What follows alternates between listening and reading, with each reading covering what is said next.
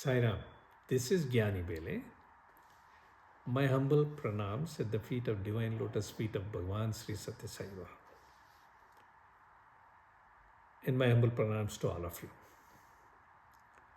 Today we'll be touching upon some very profound things said by Swami. The reason I am calling them profound is because this is really more apt for very ardent and keen seekers of God and liberation, because it requires a great degree of contemplation in what is going to be said today, but I'll share it anyway. Swami today talked about, not today, but in this video, I'll talk about at different times Swami has spoken to Shivangini. Shivangini was my spouse who was taken on the spiritual journey by Swami, and she left her body in 2005. But all these experiences are captured at that time. Swami talked about a couple of things. One is Tatva. Tatva means principle. Another thing he talked about is sustenance principle. Sustenance principle means that which supports and nourishes. Nourishing something else. Okay, that is called sustenance principle. And then there is functioning power, he says. What is functioning power? Functioning power is force or energy that enables the functioning of something else. And that is the functioning power. I'll give a little example for that. Self-knowledge and Brahma-jnana has jnana and bhakti as sustenance principles. What does that mean here? Jnana and bhakti are supporting and nourishing self-knowledge and Brahma-jnana. That's what it means. So, sustenance principle is basically supporting and nourishing. Functioning power is that which enables the sustenance principle. Okay, it's an enabler, if you want to think of that. It's the force or energy which enables that. Now, in this example of Jnana and Bhakti, Swami went on to explain on that day, Jnana and Bhakti have their own different sustenance principles. Okay, so something which is nourishing and supporting them is their own, but they're different. And he went on to explain, sustenance principle for Jnana is intellect. And what does it involve? It involves the pursuit of understanding the nature of self, the universe, and the ultimate reality, which is Brahman or Atman itself. It is the path of, this is what you do, it is the path of intellectual inquiry, self-reflection, and inner realization. So if one does not have intellectual inquiry, self-reflection, and inner realization, jnana ain't gonna come. Okay, so sustenance principle for jnana is this intellect, which does intellectual inquiry, self-reflection, and inner realization. Okay, otherwise that won't be there. Which means that if you want to have jnana, you need to do this. Okay. The other thing about the bhakti, the sustenance principle for bhakti is devotion. For sustaining devotion, it is spiritual discipline. The spiritual discipline is the sustaining for that. And what is that? It involves practices like prayer, worship, chanting, and help cultivating a loving and a personal relationship with divine. Without doing these, bhakti cannot sustain. Because without doing this, if you say I have bhakti, it won't sustain. But if you have it, it has to be kept up, it has to be nourished. Okay. Now, interestingly, even to do this prayer, worship, or having a loving relationship, now, or if you go towards the jnana side, this intellectual inquiry or self-reflection or inner realization, to do these, a common denominator that is needed is discipline.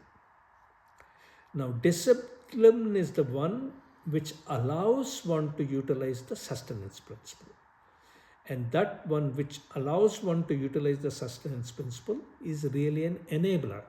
Enabler means it is the functioning power of the bhakti's sustenance principle. jnana, sustenance principle, that is enabled by this discipline. So then the bottom line comes down to is, this applies to both. It enables functioning of spiritual sadhana as well as discernment. Discernment is discrimination, which is intellectual based. And Swami went on to say, he says principle and functioning power are needed in everything. In the society, all the functioning which are occurring there, usually there is a principle and there is a functioning power. Without that, it won't go there. And for the functioning power, there are enablers also. Okay. Now I'll start giving some examples so that you have a better understanding of that. This is, Swami said in 1998 to Shivangini, my spouse, who was going through a rapid journey with under his guidance. He said for prajna is pure awareness. Swami said, you have to use the body and the senses to remove the veil. Veil being the veil which is covering up the Atma. Okay? You have to use the body and the senses to remove the veil. To remove the dust from the mirror, yoga, that is Patanjali's yoga, is the path. Kundalini is the principle, he said. So the Kundalini is the serpent power which resides in each one of us. And people who are on this mumukshu path, who are well versed in this area, they would know what I'm speaking about it. And to make the Kundalini energy rise, because it has to rise all the way through all the chakras into the topmost chakra. And once it goes past that, the prajna can be experienced. So for prajna, Kundalini is the principle, and for Kundalini principle, the enabler will tend to be this yoga, the path that you follow. It will enable that one. So in order to get there, you need to go through that path. Okay, that is one example Swami gave on that day. And interestingly, Swami said one more thing which is pretty useful to a lot of people. A lot of mumukshus are on this path who have either had Brahmanubhuti, that is the experience of Brahman already, Brahman or Atman, experience already. It is more pertinent to them as I am speaking about it. Swami said on that day, in May of 1998, he said that knowing Atman aspect and experiencing it is not liberation. I'll repeat it. Knowing Atman aspect and experiencing that aspect is not liberation. He said it is knowing, it is seeing, it is experiencing the Atman. Whatever your experience may be, that you have been through that one, and he's telling it to Shivangini, this thing. It is knowing, it is seeing, it is experiencing the Atman.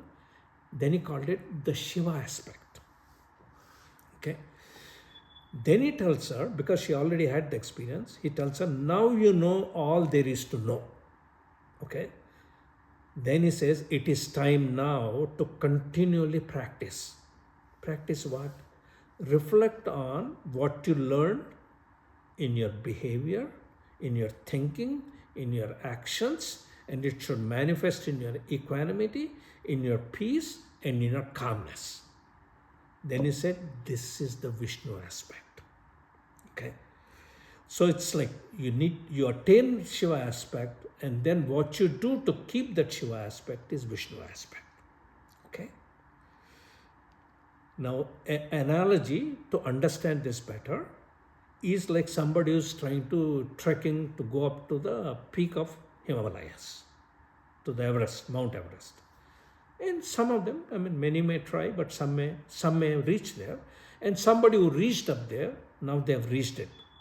Now, all the effort made to climb the mountain, reach to the peak, is the Shiva aspect.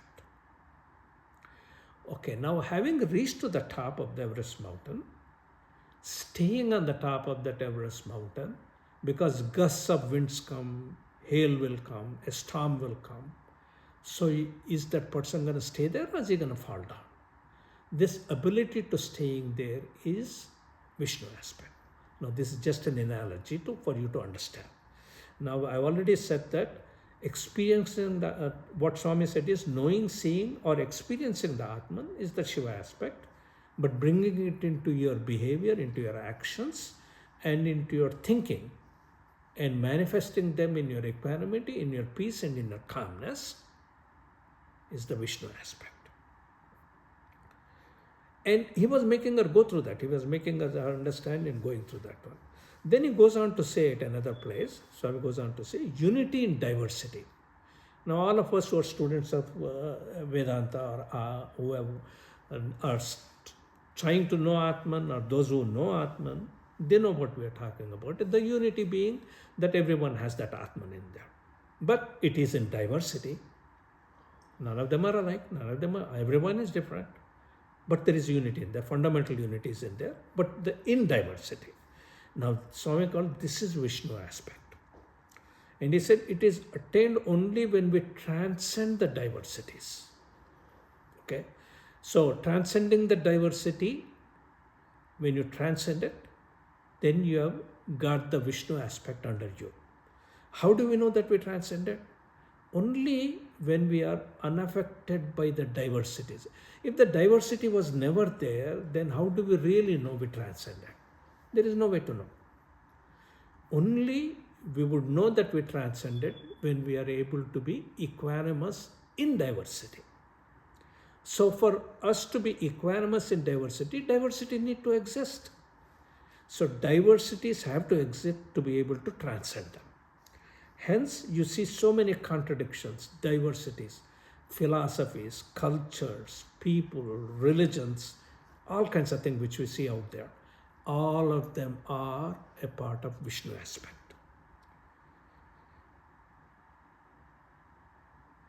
Then Shivangini asked one other question to Swami one time, and which also touches the same subject, and Swami mentioned that one.